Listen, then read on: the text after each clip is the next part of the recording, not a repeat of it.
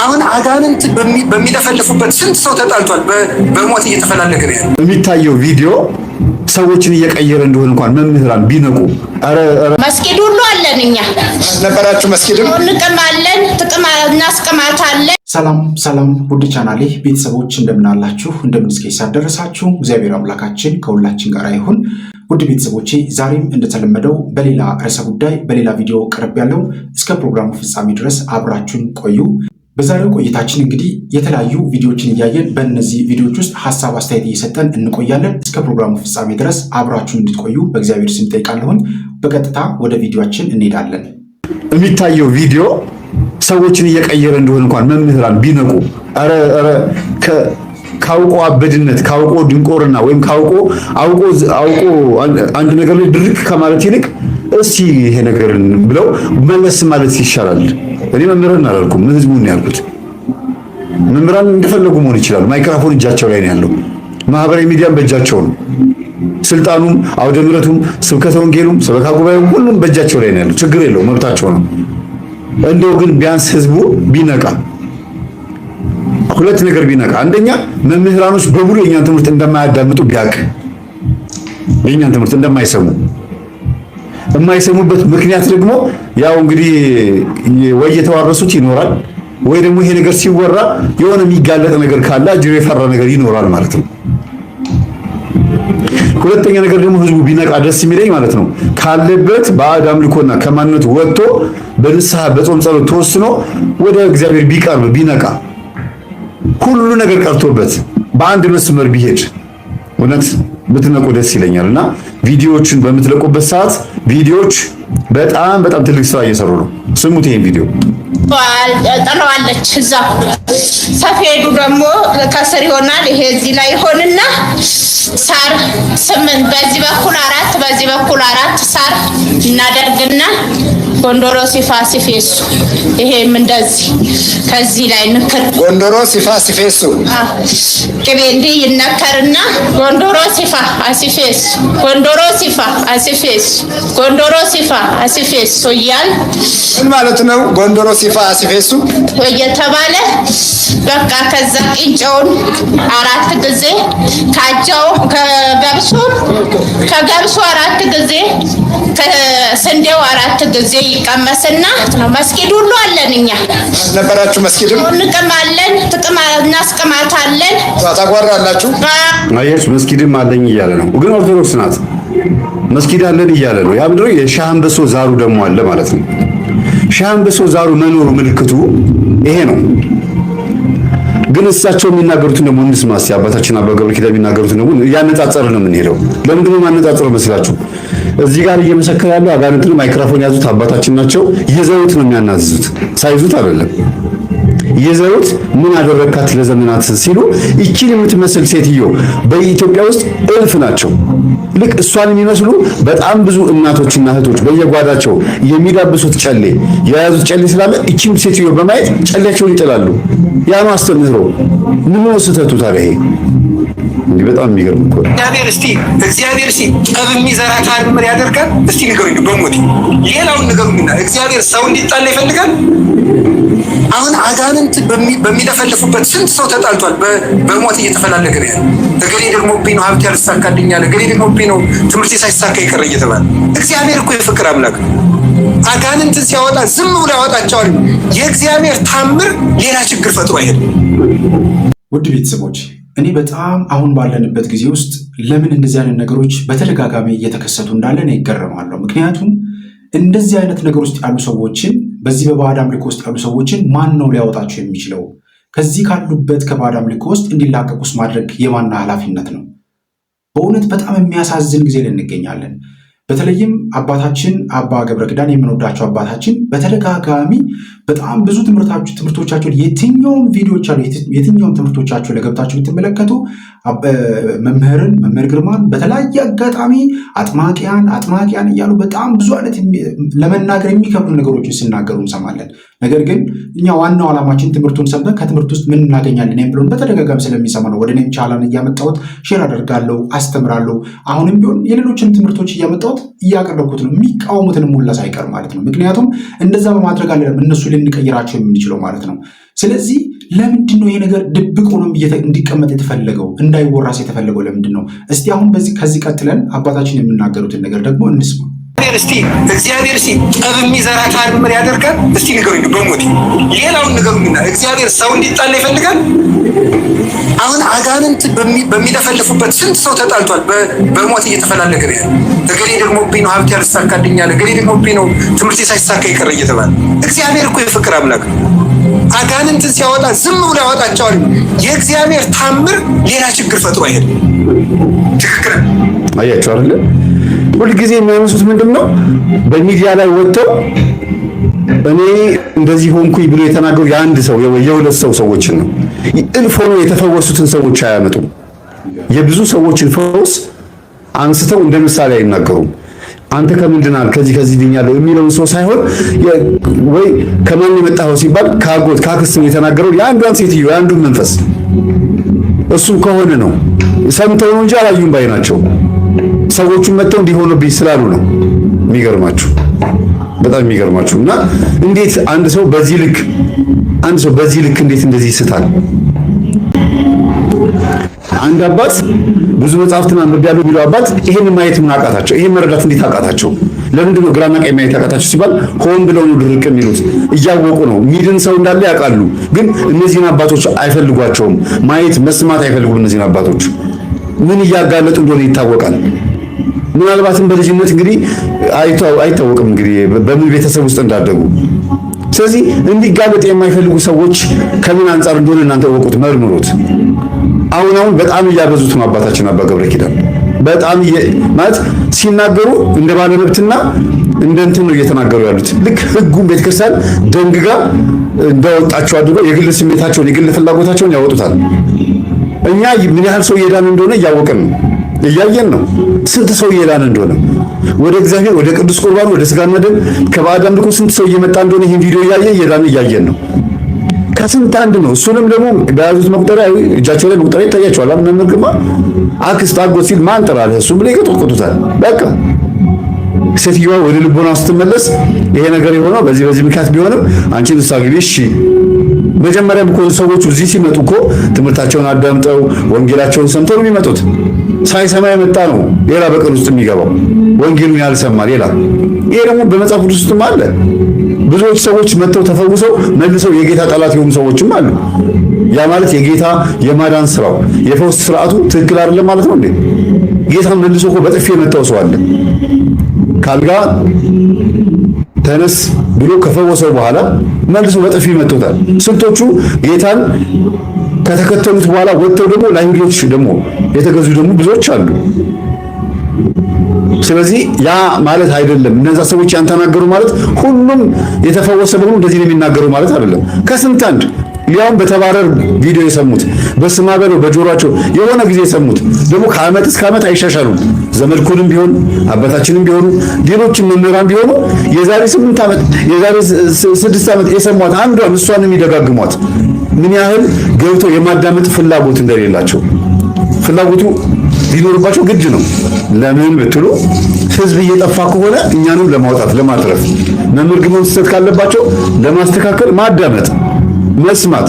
ይሄ ቪዲዮ ምንም እንኳን ችግር ቢኖርበትም እንዲህ አይነት ነገር ቢኖርበትም ግን ምን ያህል ሰው እየተለወጠበት ነው፣ ምን ያህል ሰው እያተረፉበት ነው ተብሎ ደግሞ መመርመር ያስፈልጋል። በጣም በሚገርም ሁኔታ ብዙዎቹ መምህራን እንደዚህ አይነት ትምህርቶችን በተለይም የመናፍስት ውጊያ ያለባቸውን ትምህርቶች ማዳመጥ አይፈልጉም። ለዚህም ይመስለኛል ዛሬ በጣም ግራ የተጋባ ነገሮችን የምንመለከተው ማለት ነው። ለምሳሌ እኛ የትኛውንም መምህር ትምህርት በደንብ አድርገን እንሰማለን። ከዛ ውስጥ የሚጠቅመንን ለህይወታችን የጎደልን ነገር የምንሞላበትን ነገር ወስደን እናደርግና እንጠቀማለን። የትኛው መምህር ከቃለ እግዚአብሔርና ከወንጌል ጋር ማንም ችግር የለውም። እዚህ ጋር የሚተላለፈው አባታችን መምህር ግርማ የሚያደርጉት ተመሳሳይ ነገር ምንም የተለየ ለምን መረዳትና በዚህ ጉዳይ ላይ እውቀቱ እንደጎደለን ነው በጣም እየተገረምኩ ያለሁት። እውቀቱ ጎድሎን አይደለም፣ ግን ብዙዎቻችን አምነን መቀበል ስለማንፈልግና እንዲጋለጥም እንዲወጣብን የማንፈልጋቸው ነገሮች ስላሉ። ምክንያቱም ዛሬ ባለንበት ሰዓት ላይ እውቀታችን፣ ሀብታችን፣ ኑሯችን፣ አካሄዳችን በሙሉ እኛ በእግዚአብሔር ኃይልና በእግዚአብሔር መንገድ ያመጣ ነው አይደለም ብዙዎቹ። ምክንያቱም የሆነች የነካካናት ነገር አለች ማለት ነው። ስለዚህ ያቺ ነገር እንዳትጋለጥ እንዳትታወቅ ስለምንፈልግ ብዙ ነገር መደበቅ እንፈልጋለን ማለት ነው። ለዚህ ነው ብዙ መምህራን በየመድረኩ ሲናገሩ እንሰማለን። በጣም እኔ በጣም ለብዙ ዘመናት እንግዲህ መምህራን ከማውቃቸው ጊዜ ጀምሮ ይህን አይነት ነገሮች ተደጋግሞ ሲናገሩ እንሰማለሁ።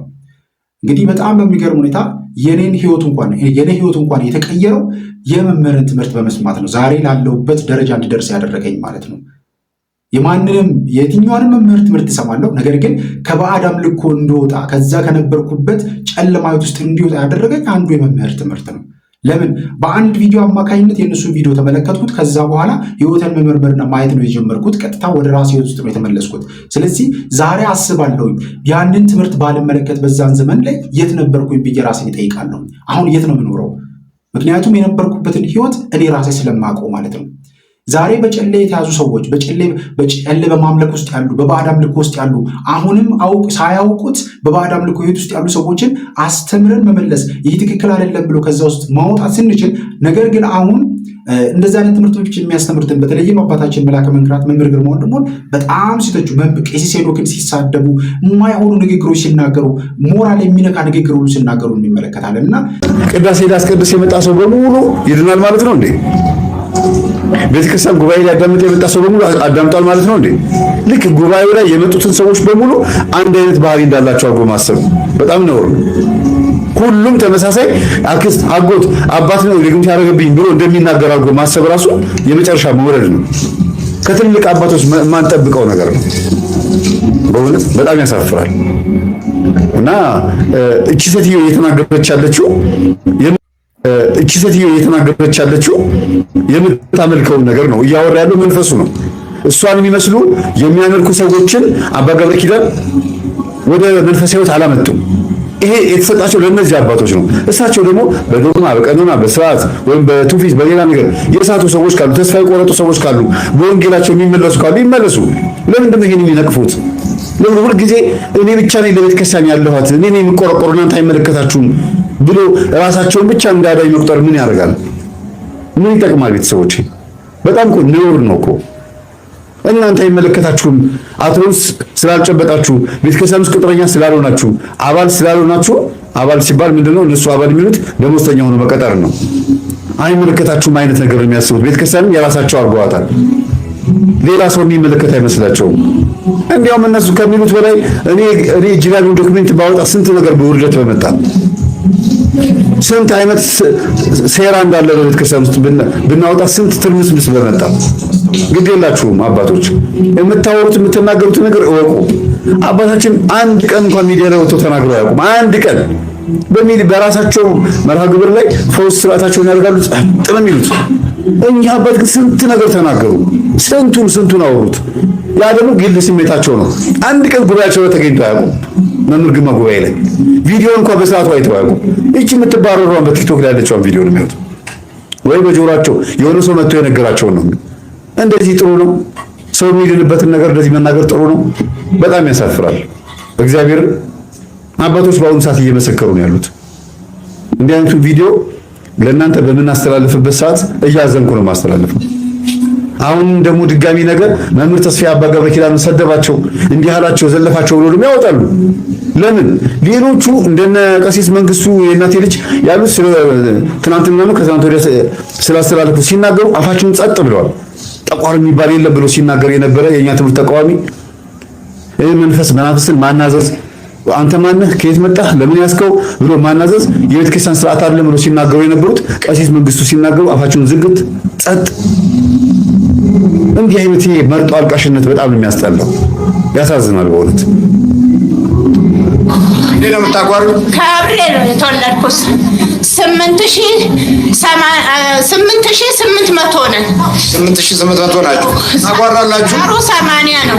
ሳሩ 80 ታጓራለህ? እናጓራለን። ታጓራለህ? እንልና ይሄን ሰፊዱን ይዛችሁ ናችሁ አይደለም? ይሄ ሌላ ነው። ይሄስ ሽርጡስ? ይሄ ደግሞ ይሄ በቃ አሁን የዚህ ስራ አልቋል። የዚህ ስራ አልቋል። አሁን ይሄ ጨሌ ነው።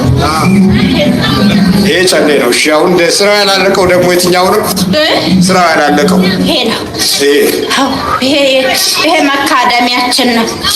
ስንቅም ነው የምንለብሰው። ስትቀሙ ትለብሱታላችሁ። ነደድን እኮ ግን አሁን እኮ እያቃጠላችሁ ነው። ይሄ መቃሚያ ነው። አዎ መቃሚያ ነው። ውድ ቤተሰቦቼ ሁሉም ሰው በተሰጠው ጸጋ ቢያገለግል መልካም ነው። አሁን ግራ የተጋባ ነገር ውስጥ እየገባን ያለ ነው። እግዚአብሔር ከሰጠን ጸጋ አልፈን ሌሎች ያላቸውን ጸጋ ለመተቸትና ለመናገር የምንቸኩል ሰዎች አለን። አባ ገብረ ኪዳን እንግዲህ መምህር እንደተናገረው በቀኖና በዶግማ በቤተክርስቲያን ስርዓትና አካሄድ ውስጥ ባሉት በጣም በምንፈልጋቸው ወሳኝ በሆኑ ትምህርቶችና ወንጌላቸው ላይ በደንብ አድርገው ሲያስተምሩን አፋችንን ከፍተን ነው የምንሰማው።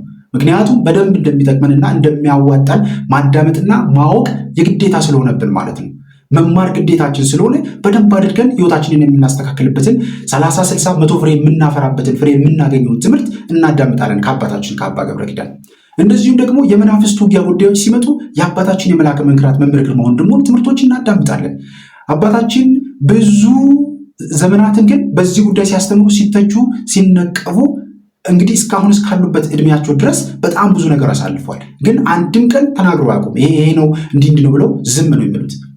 በጣም በሚገርም ሁኔታ ማለት ነው። ነገር ግን እንደ ቤተክርስቲያን ልጆች ወይም እንደ ቤተክርስቲያን አባቶች እርስ በርስ መተጋገዝና መደጋገፍ ነው እንጂ መነቃቀፉን ምን አመጣው?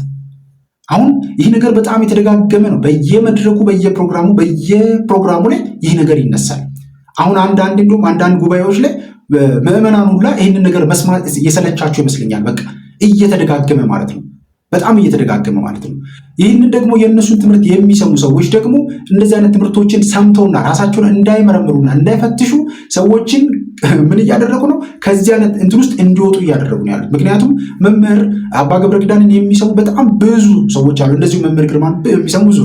ነገር ግን አሁን ብዙዎቹ የመምህርን ትምህርት የሚያዳምጡ የመናፍስት ውጊያ የገባቸው ሰዎች አሁን ራሳቸውን እንዴት መጓዝ እንዳለባቸው፣ ምን አይነት ትምህርቶች ማዳመጥ እንዳለባቸው፣ እንዴት አይነት ጉዞ መሄድ እንዳለባቸው። ምክንያቱም ሰዎች በዚህ ዓለም ላይ ስንኖር በመንፈሳዊ መነጽር ነገሮችን መመርመርና ማየት ካልቻልን ብዙ ዋጋ የምንከፍልበት ጊዜ ላይ እንገኛለን። ስለዚህ ሰዎች ባላቸው በተሰጣቸው ጸጋ እንዲያገለግሉ ለምንድን ነው ማንተው? ሁላችንም እኮ ለቤተክርስቲያን ነው የምናገለግሉ። ቤተክርስቲያንን እኮ ነው የምንጠቅመው። አንዱ በተሰጠው ጸጋ በወንጌል የሚያስተምረው የወንጌሉን መናፍስትን የመለየት ራሱን የቻለ ጸጋ ስለሆነ ማለት ነው። ይሄ ከአባቶቻችን ጠፍቷል ብዬ አላስብም። ነገር ግን ብዙ አባቶች ዛሬም በቤተክርስቲያን ውስጥ ተደብቀው እንደዚህ አይነት ነገሮችን ሲተቹ ሲናገሩ የምንሰማው የሆነ እንዳይታወቅ እንዳይገለጥ የሚፈልጉት ምስጢር ስላለ ነው። ይህንን ደግሞ እኛ በደንብ እናውቃለን። እግዚአብሔር አምላካችን በእውነት ይርዳን ሁላችንንም። እስቲ ወደ ቪዲዮ እንቀጥል። ይሄ ያዳልሞት ሶማሌ ነው። ይሄ ጥቋር ነው። እንለብሳለን። ሰማችሁ? ልብሱ በአንድ በኩል ጥቁር ነው፣ በአንድ በኩል ደግሞ ቀይ ነው። እየሰማችሁ ነው አይደለ? የማንኛ አለ። ይሄኛው የጥቋር ነው፣ ይሄኛው ደግሞ ያዳልሞት ነው አለ። ይሁት ልብሱ በዚህ በኩል ጥቁር ነው ጥለቱ፣ በዚህ በኩል ደግሞ ቀይ ነው። በዚህ ቀይ ነው፣ በዚህ ጥቁር ነው። አዳልሞቴ ቀይ ጥለት ያለው ልብስ ይወዳል ብዬ ነግራችሁ ነበረ። ይኸው የተናገረው ነገር ትክክል ነው። ጠቋር ደግሞ ይኸው እንደስሙ ነው። በዛ ላይ ደግሞ ሃይማኖት የሚያስቀይር መንፈስ ነው አዳልሞቴ ብዬ ነበረ። ሴትዮዋ ሌላ እምነት ፕሮቴስታንት ውስጥ ወስዷት እንደነበር ትናገራለች። ይሄ ዝም ብለን የምናወራው አይደለም። መንፈሱ ባህሪውን በተደጋጋሚ አዳልሞቴ የት ቦታ እንደሚወስድ በተደጋጋሚ የተደረገ ጥናት ነው። ይሄ ጥናት እንዲጠና ምን አለ ቢፈቅዱ፣ ህዝቡ ወደ ባዕድ አምልኮ እንደሄደ ካላወቁ እየሄደ እንደሆነ ቢሰሙስ ምን ችግር አለው? እነዚህ አባቶች ኦርቶዶክስ ሆኖ ማተብ አስሮ እቤቱ ግን ምን እያደረገ እንደሆነ ቢያውቁ ምን ችግር አለው? ጉባኤ ስለመጣ ነጠላ ለባሽ ስለሆነ እውነት ኦርቶዶክስ ነው ማለት ነው? ጓዳውን ስለማያውቁት ሁሉም አማኝ ነው ማለት ነው? ለእነዚህ አባቶች እኔ በጣም ነው የማዝነው በእውነት። እና እቺ ሴትዮ የምታሳየው ነገር በሙሉ ወይ መንፈሱ እንዲያለ የሚያሳየው ነገር በሙሉ በየቤቱ ነው ያለው። ምን ተማርክ ብትሉኝ ገጠመኝ በማቅረብ ኢትዮጵያ ውስጥ በተለይ አዲስ አበባ፣ በተለይ ደግሞ በየክፍለ ሀገሩ በየገጠሩ መላው ኢትዮጵያ በሉት ሞር በብዛት ጨሌ አቴቴ ጨሌ የሌለበት ቤት የለም። ባይኖርም እንኳን አንዳንድ ሰዎች ቤት ጨሌ የሚያመልኩ ቤተሰቦች ልጆች ናቸው፣ ወይ አመቺሳ የተሰጡ ናቸው፣ ወይ ደግሞ ቤታቸው ውስጥ የሚካድሙ ናቸው፣ ለከራማ የሚካድሙ ናቸው። አብዛኛው ማለት ነው። ከስንት አንድ ነው ንጹህ ሰው የሚገኘው፣ ከስንት አንድ በእውነት ለብሳለን። ይህ እንግዲህ ለዘመናት በየቤታችን ያለ የሰይጣን አሰራር ነው። ሀዛሮቹ አብረው የተወለዱ ናቸው። ሌሎቹ ደግሞ ቀይና ጥቁር ነው የምትወዱት። እኛ ያስገባናቸው ዘበኞቻችን ናቸው። መውጊያ ሰውን መውጊያ የትኞቹ? ቡዳ ዛር እኛ ነን።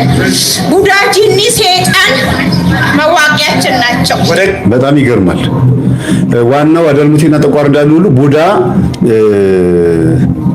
ሌሎቹ እንደ ቡዳ የመሳሰሉት መናፍስቶች ምንድናቸው አለች? መውጊያ ሰራዊት መሰብሰቢያ ናቸው። መንፈሱ ነው የሚለው። እንግዲህ ይሄ በጣም የሚገርም ነው። ብዙ ሰው የተሸወደበት፣ በጣም ብዙ የተታለለበት ነገር። በቃ ኖርማል ክርስቲያን መስለን እንንቀሳቀሳለን። ማተብ ስላሰርን ብቻ፣ ታቦት ስለሸኘን ብቻ ኦርቶዶክስ እንመስላለን። ተበልተን ግን አልቀናል።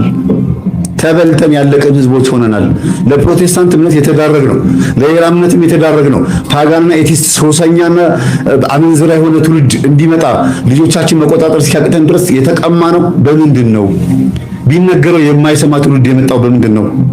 ለአባታችን ለአባ ገብረ ኪዳን ጭምር ነው ይሄን የምናገረው። ይሄን ትውልድ እውነት በወንጌል በዚህ እርሶ በሚሰብኩት ስብከት ብቻ መሰብሰብ ይችላሉ ወይ? ይሄ ኢንፎርሜሽን አያስፈልገውም ወይ? ይሄ ወጣቱ ትውልድ እየሰማ እየተመለሰ ንስሐ እየገባ እኛ በየቀኑ የመቁረቢያ ልብስ በመስጠት ተጨናንቀን ደስ ብሎናል። ከባዕድ አምልኮ የሚመለሱ ሰዎች እየመጡ ደስ ብሎናል። እርሶ ደግሞ ሌላ ነገር ያወራሉ። በጣም የሚያሳዝን ነው እውነት። የምትልኳቸው እንደ ቡዳ ሆነው የሚገቡት በሰው ላይ የሚሰሩት በቃ የሚያሙ በሽተኛ የሚያረጉ የኛ መልእክተኞች እዚህ ውስጥ አላችሁ። ወደ 8800 ሌሊቱን ስትገጽጠን ስታስረን ነው የምታድረው። አልፈራቻችሁ?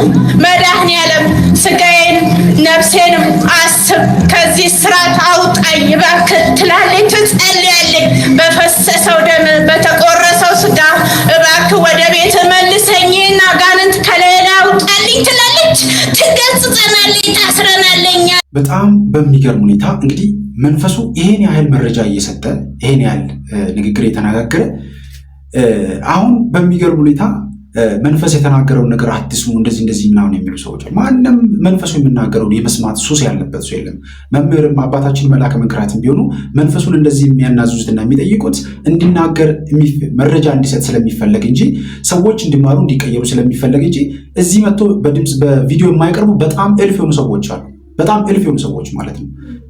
ገብቷቸዋል። በጣም ብዙ ሰዎች አሉ ፕሮግራሙ ላይ ሄደው አንድ ቀን እንኳን እንደው እንደ አባት አንድ ቀን እኔ እንኳን በአቅሜ ስንት ጊዜ የመምህርን ፕሮግራም ተሳትፌያለሁ። እኔ ተራው ሰው አባታችን አባ ገብረ ኪዳን በጣም ትልቅ አባት ናቸው። እኔ እንደምንም አድርጎ አባታችን ፕሮግራም በሚኖራቸው ሰዓት እኮ ተገናኝተው እንደው ሌላው ይቀር እንደው አንዳንዴ አባትነት በራሱ የሚያስገድዳቸው ነገሮች አሉ። በትልቅ ቦታ ላይ ስንሆን የምንገደድባቸው ነገሮች አሉ።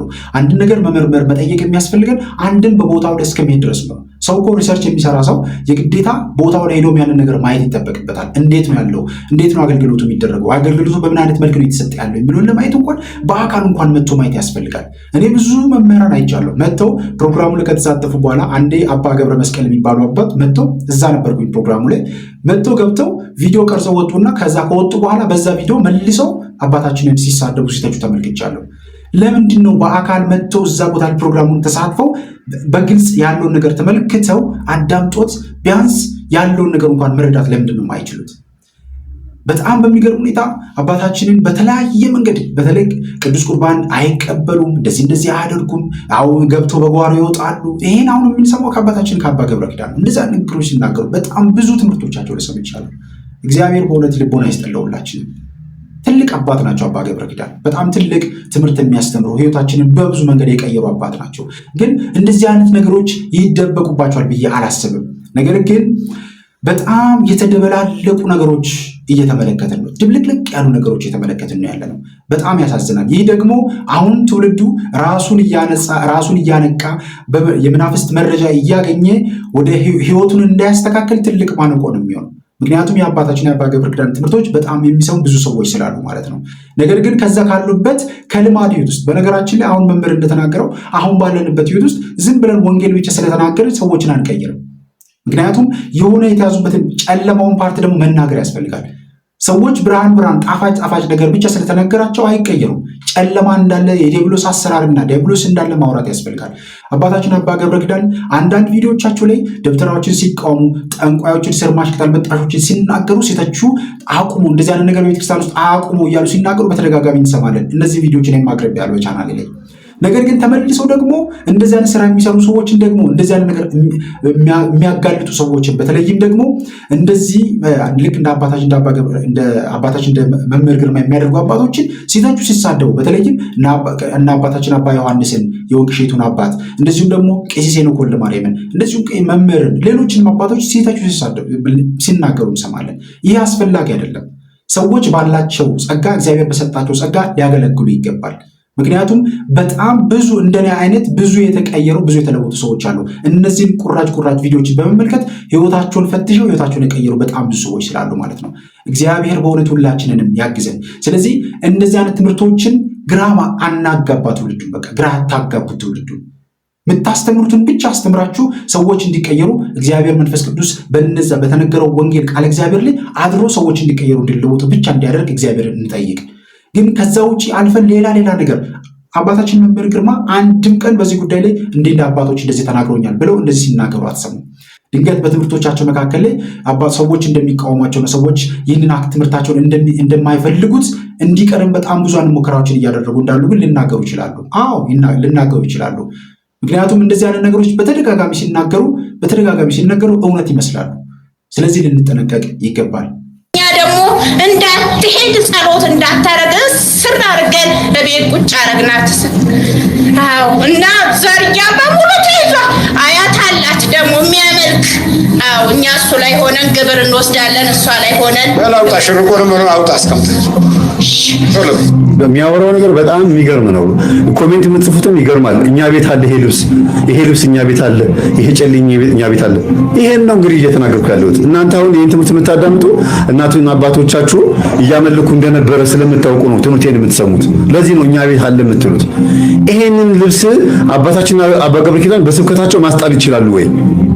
ቀጥሎ የሚናገሩትን ትሰማላችሁ። እስቲ የእሷን ያዝና አድርገውና ቀጥሎ የሚናገሩትን ትሰማላችሁ። ስሙ እንግዲህ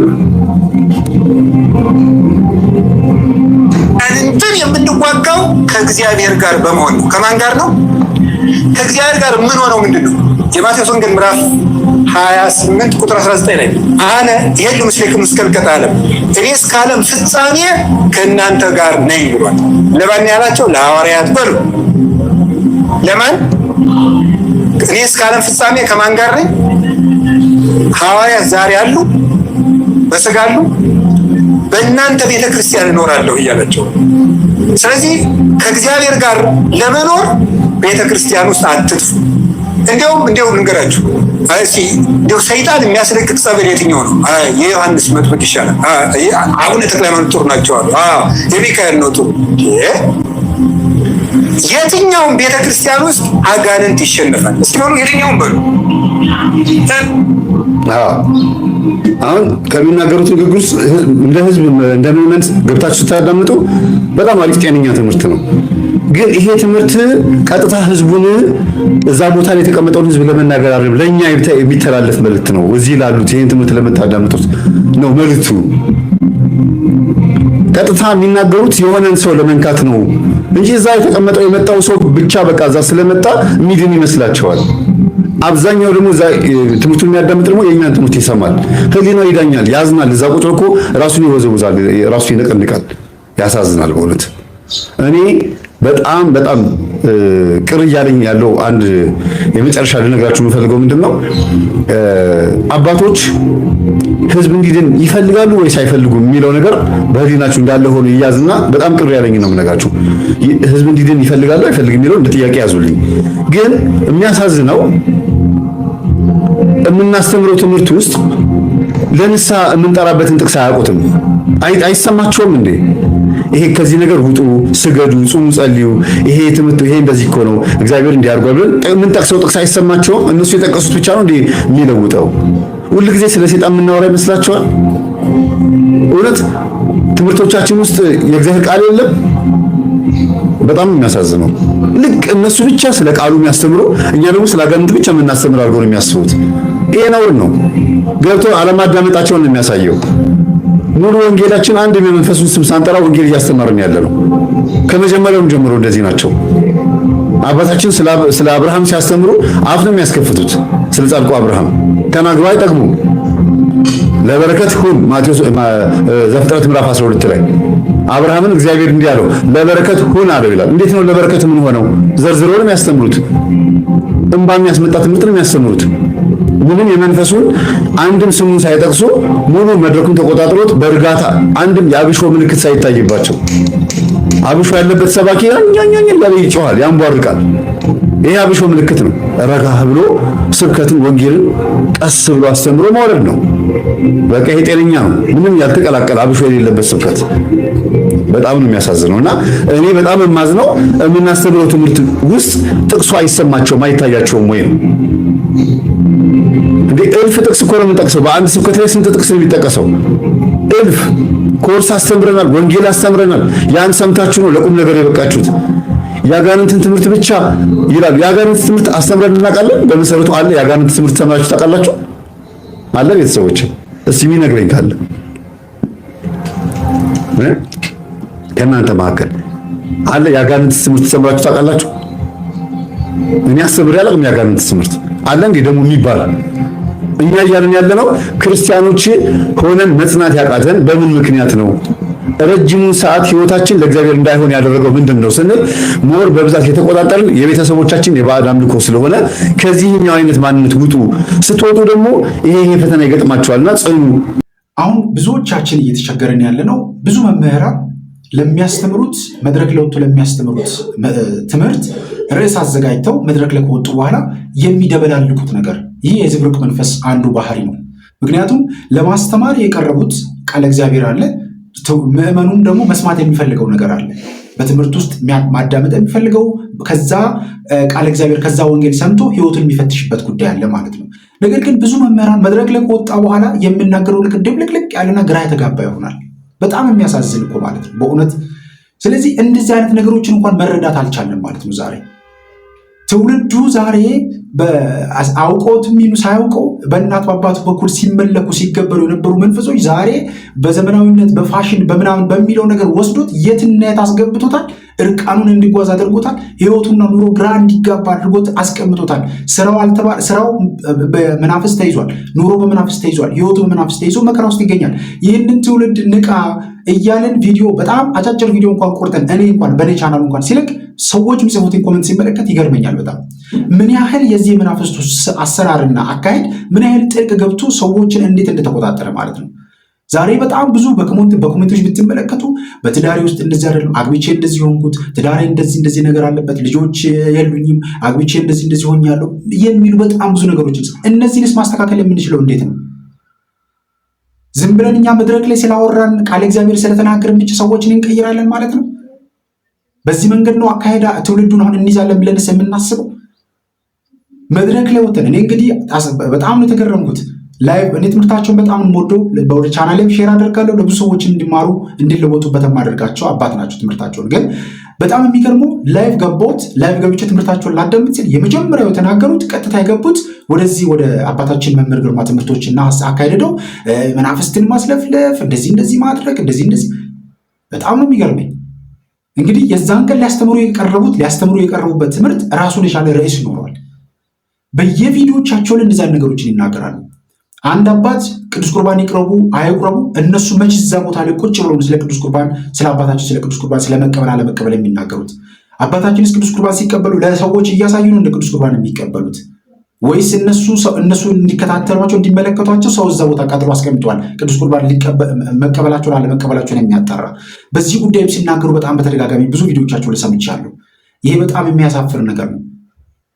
ይሄ በጣም እኔ ብቻ አዋቂ ነኝ አይነት ነገር ማድረግ በየቤተክርስቲያን ውስጥ እየሰማን ነው ያለነው። በእኛ በኢትዮጵያ ኦርቶዶክስ ተዋሕዶ ቤተክርስቲያን ውስጥ እኔ የተናገርኩት ብቻ ትክክል ነው የሚሉ አባቶችን እየሰማን ነውና እግዚአብሔር አምላካችን በእውነት ሁላችንን ይምረን። ስለዚህ መንቃት ያለብን ጊዜ አሁን ይመስለኛል። በጣም መንቃት አለብን በቃ። ስለዚህ ትውልዱን ግራ እናጋባው። ትውልዱ ራሱን እንዲፈትሽ የእናት አባቱን የከራማ መንፈስ፣ የእስላም ዛሩን የአውሊያውን የከራማውን መንፈስ ተቃውሞ ከህይወቱ እንዲያደርግ ልናግዙ ይገባል። በየማህበረሰቦቻችን በየአካባቢያችን ይህንን ነገር በጣም በሰፊው የምንመለከተው ጉዳይ ነው። ከዚህ ህይወት ውስጥ ሰዎች ወጥተው ራሳቸውን ፈትሸው ወደ እግዚአብሔር ቀርቦ ከእግዚአብሔር ጋር ዘወትር የሚኖሩ ልናደርገው የምንችለው አንድም በቃለ እግዚአብሔር ነው፣ አንድም ደግሞ የመናፍስት ውጊያን መረጃ ስንሰጣቸው ነው። ይህንን ነው እያደረግን ያለ ነው እኛ። አባታችን መልአከ መንክራት መምህር ግርማውን ደግሞ ዝም ብሎ መናፍስትን ብቻ ስለፈለፉ የሚሉ አባት አይደሉም። ብዙ ጸጋ እግዚአብሔር የሰጣቸው አባት ናቸው። መምከር መገሰጽ በጣም የሚችሉ ትሁት አባት ናቸው። በደንብ አድርገን ነው የምንናገረው። በነገራችን ላይ ስለ አባታችን ስለ መምህር ግርማ ስንናገር እንዲሁ ዝም ብለን በቃል ብቻ የምንናገር አይደለንም። ለውዳሴ ከንቱም የምናወራው አይደለም። ምክንያቱም በህይወታችን ያደረጉትን ነገር ስለምናውቀው ማለት ነው። እና እግዚአብሔር አምላካችን አባቶቻችንን ይጠብቅልን በእውነት። እንደ መልአክ የታያችሁ ጠቋር፣ እንደ ጥሩ ነገር የታያችሁ ከራማ ጥሩ አይደለም። ይሄ ነው ይሄ ነገር ነው ሚስጥሩን ወቁበት የምንለው ይሄ አጋንንት ትምህርት አይደለም፣ የአባቶቻችን ትምህርት ነው። ገድሉን ብታነቡ ሙሉ በሙሉ ባዕድ አምልኮ እንዴት ህዝቡ እንደተጠመቀ፣ እንዴት ወደ ቤተክርስቲያን እንደመጣ፣ ጣዖት ቤቱን አፍርሰው እንዴት ቤተክርስቲያን እንደሰሩ ነው የሚያሳየው። እንዳለ ገድላት ብትገቡ የትኛው ጻድቅ የትኛው ሰማዕት የትኛው የስንክሳራችን ታሪክ ውስጥ ነው የሰይጣን እንደተሸነፈ ያልተናገረ ስሙ ሳይጠቀስ የታለፈበት ታሪክ አለ? በእያንዳንዱ ተአምር በሚለው ራሱ ተአምር የገድላት ተአምር በሚለው ስታነቡ ከዚህ በሽታ ተፈወሰች፣ ከዚህ አይነት አጋንንታዊ አሰራር ተላቀቀች፣ ንስሐ ገባች፣ እግዚአብሔርን አመስግኑ ተብሎ ተአምር የሚነበበው። በጣም የሚገርማችሁ ነገር ሙሉ በሙሉ የአባቶቻችንን መንገድ ነው እየተከተልን ያለ ነው እንዴ። ሁሉ ጊዜ በየቀኑ በቃ ዝም ብሎ ማቴዎስ ወንጌል፣ ሉቃስ ወንጌል ተብሎ ተተርኮ በየቀኑ ተተርኮ ሰው ከባዕድ አምልኮ የሚመጣው ይሄን አርጓል። ክርስቶስ ራሱ አላደረገም። የሰይጣንን ሚስጥሩን እየገለጠበት እወቁበት፣ ግለጡበት እያለ እየተናገረ ነው፣ እየገለጠን የመጣ ነው። በየትኛዎቹም የሐዋርያት ታሪካቸው ላይ በተለይ ገድለ ሐዋርያት ላይ የገድለ ሐዋርያት መጽሐፍ ላይ ማለት ነው መጽሐፍቶቻቸው ላይ በእውነት በሄዱበት ቦታ ሁሉ በቃ ስንት አይነት ሰዎች እንደሚያጋጥሟቸው ጣዖት የሚያመልኩ አጋንንትን የሚከተሉ ሰው የሚበሉ ወደ ጅብነት የሚቀየሩ ወደ አውሬነት የሚቀየሩ ካለ ፍጥረት ሰበዳት ገጸ ከልብ ምናምን እየተባለ በብዙ አይነት መንገድ የወንጌል እንዳስፋፉ ያውም አጋንንት የሚመለክበት ሀገር ላይ ሚልካቸው ሐዋርያት ራሱ የተለዩ ናቸው። እዛ ይልካቸዋል። ጽናታቸው ታይቶ ነው እዛ ጸንተው ሲመጡ የሚመለሱት። እና እኔ በጣም አዝናለሁ። አክስት፣ አጎት፣ ወንድም፣ እህት በአንድ የዛር መንፈስ ተይዘዋል። ይኸው እያለች ነው እኛ ዛሮች አለች አለ መንፈሱ እሷ ላይ ሆነው የምንሰበስባቸው ሰራዊት የምንሰበስበው በቡዳ ምክንያት ነው። እንተያያለን አለ። ተበላልተን አልቀናል ማለት ነው። ይሄ ነው የሚናገረው። ይሄ እኮ ነው ህዝቡን የተቆጣጠረው። ፈረቀሳ ሄዶ አያውቁም ማለት ነው። ስለዚህ ፈረቀሳ ሄዶ ስለማያውቁ እንደገና ደግሞ የተለያዩ ሌሎች ባዕድ የሚመለክባቸው ቦታዎች ላይ ሄዶ ስለማያውቁ አይተው ስለማያውቁ ወይም ጠንቋይ ቤት ገብተው ስለማያውቁ እየተመለከ አይደለም ማለት ነው። ህዝቡ ጤነኛ ነው ማለት ነው ለሳቸው። እኛ በየቀኑ የምንጋፈጠው ምን እንደሆነ ስለማያውቁ ጉባኤ ላይ ብቻ ሰው ስለሚመጣ ኢትዮጵያ ሰላም ነው የምትመስላቸው መሰለኝ። ኧረ በጣም ያሳዝናል።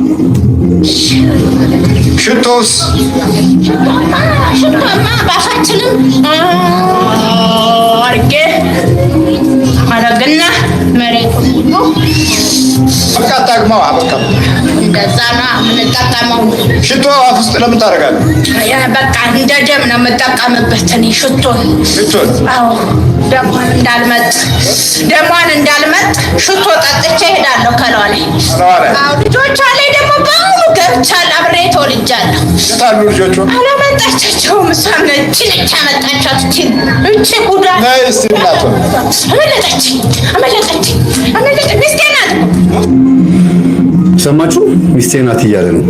እንግዲህ ውድ ቤተሰቦች መንቃት መበርታት ያለብን ጊዜ አሁን ነው። በተለይም በጣም በተደጋጋሚ መጽሐፍ ቅዱስ ዘመኑን ዋጁ የሚለን ለዚህ ነው። ዘመኑን መዋጀት ያስፈልጋል። ከሁሉም በላይ በንስሐ የታጠብን በስጋውና ደግሞ የታተምን ራሳችንን የምናስተካክልበት ጊዜ አሁን ነው። በተደጋጋሚ እናገራለሁኝ፣ በተደጋጋሚ አወራለሁኝ። ቅዱስ ቁርባን ተቀብለን ራሳችንን ማስተካከልና ማዘጋጀት ያለብን ጊዜ አሁን ነው። የዛሬ ዓመት እቀበላለሁ፣ እንደዚህ አደርጋለሁ፣ ቀጣይ ላይ እቀበላለሁ ምናምን እያለን ጊዜ ማባከን አያስፈልግም። ውድ ቤተሰቦቼ በየትኛውም አይነት የክርስትና ሕይወት ውስጥ ብንሆን ቅዱስ ቁርባን መቀበል የእኛን ሕይወት የስራችንን ወይም የኑሮ ሁኔታችንን የሚነካም ጉዳይ አይደለም። አባታችን መምህር ግርማ በጣም በተደጋጋሚ በቃ በሕይወቴ ውስጥ ከማረሳቸው ነገሮች ውስጥ ቅዱስ ቁርባን ላይ ያላቸው አቋም ነው። ዛሬ ብዙ መምህራን ቢያስተምሩም ስለ ቅዱስ ቁርባንና እንደዚህ ያለ ነገሮች ጋር ሲመጣ የሆነ ነገር ያዝ ያደርጋሉ። ይሉኝታ ምናምን የሚባል ነገር አያስፈልግም። ትውልዱ መንቃት ካለበት ነቅቶ ራሱን ወደ ቤተክርስቲያን ሊያቀርብ የሚገባው ግልጹ ሲነገር ነው፣ እውነቱ ሲነገር ነው። ስለዚህ ዛሬ አይነት ስለ ስንፈተ ወሲብ የትኛው መምህር ነው እስቲ ያስተማር? እስቲ የትኛው መምህር ነው እንደዚህ አድርጎ ያስተማረው? እንዴ የመምህር ግርማን ትምህርቶች በተለይም ራዲዮ አቢሲኒያ ላይ ገብታችሁ ብትመለከቱ እኮ የሚገርሙ በቃ በደንብ እጅ አፍ ላይ የሚያስችሉ ትምህርቶች ናቸው ያሉት። የራዲዮ አቢሲኒያ ትምህርቶች ያስተማሩት ትምህርቶች በጣም የሚገርሙ ማለት ነው። እንዴት አድርገን መጸለይ እንዳለብን፣ እንዴት ጠላትን መዋጋት እንዳለብን፣ እንዴት ህይወታችንን መለወጥ እንዳለብን በእግዚአብሔር ኃይል በቃለ እግዚአብሔር የእግዚአብሔርን ጦር ዕቃ ይዘን እንዴት ማሸነፍ እንዳለብን፣ እንዴት ከእግዚአብሔር ጋር መኖር እንዳለብን፣ የጸሎት ቤት ስለ ቅዱስ ቁርባን እንዴት መጓዝ እንዳለብን በደንብ አድርገው በሰፊው ነው ያስተማሩት። በደንብ ማለት ነው። የዛሬ ስንት ዓመት እንግዲህ አስቡት ያስተማሩት ትምህርቶች አሁንም ድረስ አሉ። እነዚህ ራዲዮ አቢሲኒያ የሚለው እንትን ላይ ፕላትፎርም ላይ ይገኛሉ እነዚህ ትምህርቶች። ምክንያቱም በጣም ብዙ ነገር የተማርንበት ማለት ነው። ብዙ ሰዎች የተቀየሩበት ማለት ነው። ስለዚህ መማር ያስፈልጋል። አሁንም መጠንከር መበርታት ያስፈልጋል። ከሁላችንም የሚጠበቅ ማወቅም ሁላችንም የሚገባን ጉዳይ ስለሆነ ማለት ነው። እግዚአብሔር አምላካችን ይርዳል። በዛሬው ቆይታችን እንግዲህ ውድ ቤተሰቦቼ እነዚህንና መሰል ጉዳዮችን ለመዳሰስ ለማየት ሞክረናል። በቀጣይም እንደዚሁ በሌሎች ትምህርቶች በሌሎች ቪዲዮዎች እስከምንገናኝ ድረስ የቅዱሳን አምላክ ከሁላችን ጋር ይሁን። እንግዲህ ውድ ቤተሰቦቼ ምንም ግራ መጋባት አያስፈልግም። የትኛውንም መምህር ትምህርት እየመረመርን እያዳምጥን ለሕይወታችን የሚያስፈልገንን የሚጠቅመንን ነገር መውሰድ እንዳለብን ይሄን አቋም ነው። ሁላችሁም እናንተም ማድረግ ያለባችሁ አባቶችን ወደዛ ወደዚህ ማድረግ ምናምን ሳይሆን የሚጠቅመንን ትምህርት የተቀበለን መቀበል የሌለብንን ነገር ደግሞ ማቆም ያስፈልጋል እና ራሳችንን በደንብ አድርገን እያየን መጓዝ ከሁላችን ይጠበቃል። እግዚአብሔር አምላካችን ከሁላችን ጋር ይሁን። እናዳምጥ። የጎደሉ ነገሮችን ቃለ እግዚአብሔርን እየሰማን የጎደለ ነገራችንን እየሞላን ሕይወታችንን እያስተካከልን ልንጓዝ ይገባል። በንስሐ ሕይወት ታጥበን በስጋው ደሙ ታትመን የመንግስቱ ወራሾች እንድንሆን እግዚአብሔር አምላካችን ሁላችንንም ያግዘን። ያስተማረን የመከረን የአባቶቻችን የእኛም አምላክ እግዚአብሔር አምላካችን ስሙ በፍጥረት አንደበት ሁሉ የተመሰገነ የተወደሰ ይሁን። ይቆየን። አሜን።